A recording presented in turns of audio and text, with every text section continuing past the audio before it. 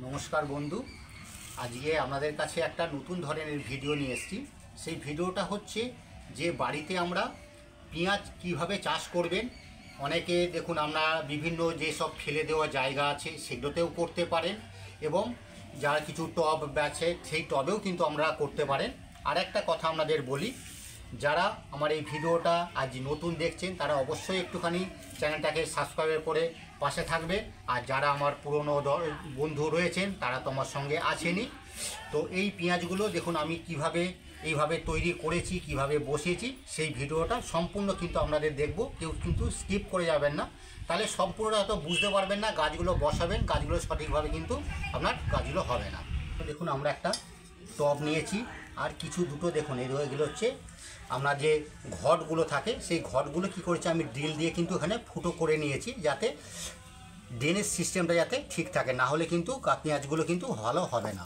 এরপর আমরা কি করি দেখুন, বাজার থেকে আমরা ছোট ছোট পেঁয়াজ কিন্তু বেছে বেছে কিনে নিয়ে এসেছি। আমরা এই পেঁয়াজ বাজার থেকেও নিতে পারেন, প্লাস এর চারাও কিন্তু আমরা নিতে পারেন। তো আমি প্লেন এই পেঁয়াজগুলো এগুলো নিয়েছি ছোটো ছোটো পেঁয়াজ দেখে। তো এইগুলো এখন আমরা কি করব দেখুন, এই পেঁয়াজগুলো থেকে এই মাথাগুলোকে আমরা একটুখানি কেটে দেবো। তাহলে কি হবে, এই মাথাগুলো কেটে দিই তাড়াতাড়ি কিন্তু এখান থেকে গাছগুলো কিন্তু তাড়াতাড়ি কিন্তু বেরিয়ে যাবে। দেখুন দেখুন আমাদের মুখগুলো কিন্তু প্রত্যেকটা মুখ কিন্তু দেখুন আমরা কিন্তু কেটে নিয়েছি, কাটা নিয়েছি। কিছুই আমাদের গোটা এখন দেখুন পুরো রয়েছে এখন। তো এরপর কি করব আমরা দেখুন পুরো সম্পূর্ণ কিন্তু যেহেতু আমরা টবের মধ্যে এগুলো বসাবো, একটু পুরো গোবর সারের মধ্যে যদি বসাই তাড়াতাড়ি কিন্তু গাছটাকে গ্রোথ হবে, গাছটা কিন্তু ভালো হবে। তো দেখুন আমাদের প্লেন গোবর সার কিন্তু আমরা নিয়ে এসেছি। দেখুন আমরা গোবর সার দিয়ে কিন্তু আমরা ভর্তি করে দিচ্ছি। দেখুন আমাদের গোবর সারগুলো দিলাম।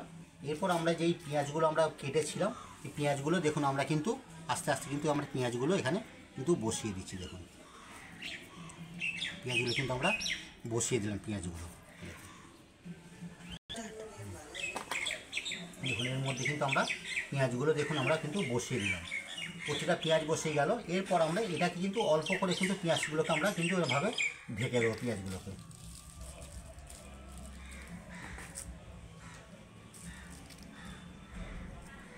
পরিমাণে কিন্তু জল দেবো, কারণ বেশি জল দিলেই কিন্তু আবার এগুলো পেঁয়াজগুলো কিন্তু পচে যাওয়ার, নষ্ট হয়ে যাওয়ার ভয় আছে।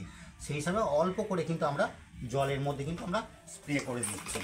করার পর কিছুদিন একটুখানি ঠান্ডা জায়গাতে, ছাওয়া জায়গাতে রেখে দেবো 2-3 দিন। তারপরে কিন্তু আমরা সম্পূর্ণ কিন্তু এটা একদম সানলাইটের মধ্যে কিন্তু আমরা রেখে দেবো। সানলাইটের মধ্যে দেখুন আমার 10 দিন হলো। 10 দিনের মধ্যে দেখুন গাছগুলো কিছু কিছু গাছ দেখুন একটু বড় হয়ে গেছে, আর কিছু কিছু গাছ দেখুন এখন কিন্তু বের হচ্ছে দেখুন। আর এগুলো দেখুন একটুখানি বড় হয়ে গেছে। তো এখন আমি এগুলো কী করব, একটুখানি আমরা ভালো করে জল দিয়ে একদম পুরো সানলাইটে কিন্তু আমরা রেখে দেবো। কোনো রকম ছাওয়া জায়গায় কিন্তু আমরা কিন্তু রাখবো না। তো আমাদের হয়ে গেল এগুলো সম্পূর্ণ আমরা কিন্তু একদম রোদে আমরা রেখে দিই। এই গাছগুলো আমাদের 1.5 মাস গাছগুলো হয়েছে। তো গাছগুলো এখন কত সুন্দর বড় হয়েছে। এখন কি করব আমরা এর মধ্যে কোনো রকম মাটি কিন্তু খোঁচাখুচি করব না। আর এখন মাঝে মাঝে একটু লিকুইড খাবারটা শুধু আমরা দেবো। লিকুইড বলতে ওই খোল পচা হাড় গুঁড়ো, এর জলটাই শুধু আমরা মাঝে সাঝে 15 দিন ছাড়া ছাড়া দেবো। আর কিছু কিন্তু এই গাছের গোড়া আমরা দেবো না। তো গাছগুলো দেখুন এত বড় হয়েছে। তো এখন আমরা কি করব, এই গাছগুলোকে দেখুন এই গাছগুলোর আমরা পাতাগুলো কিন্তু আমরা কেটে রেখে দিচ্ছি। এগুলো হচ্ছে শাক হিসাবে কিন্তু খাওয়ার জন্য। কারণ এগুলো কেটে নেওয়ার পর কি হবে, এখান থেকে নতুন করে কিন্তু আবার কিন্তু এখান থেকে পাতাগুলো কিন্তু গজাবে। দেখুন আমরা কিন্তু সব কিন্তু দেখুন আমরা পাতাগুলো এখান থেকে কেটে নিচ্ছি।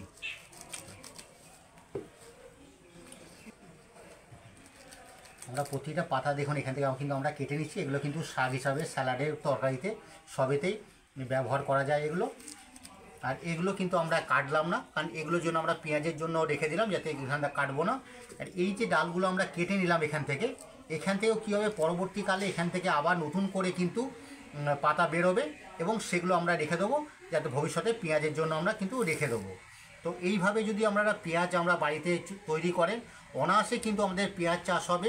কোনো রকম কিন্তু খাটনিরও ব্যাপার নেই, আর কিন্তু যে কোনো রকম যে আরও কিছু ঝামেলা আছে তারও কিন্তু এগুলো নেই। তো ভিডিওটা কেমন আপনাদের লাগলো অবশ্যই একটুখানি কমেন্ট করে জানাবেন, তাহলে আমি হয়তো বুঝতে পারবো যে ঠিক মতো আপনাদের বোঝাতে পারলাম কি না। তো ভালো থাকবেন।